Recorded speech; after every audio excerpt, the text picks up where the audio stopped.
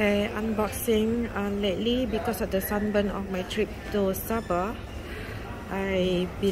my face like banyak dark spots, so I bought a lot of serum in the past 1 month. So this time is Revitalift L'Oreal. I always use L'Oreal, one of the good products actually for pharmacy brand. It has SPF, but I bought it because I had pro retinol, so I'll just give it a try. And this is the unboxing video, guys. So see what's good.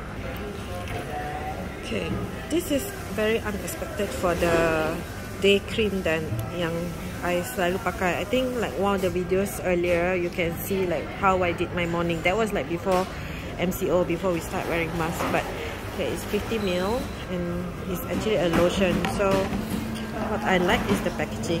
They are the lock and unlock. And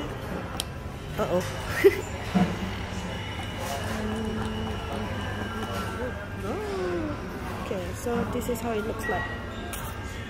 Yep. So I'll do my review how effective it is. Okay, thanks for watching. Bye.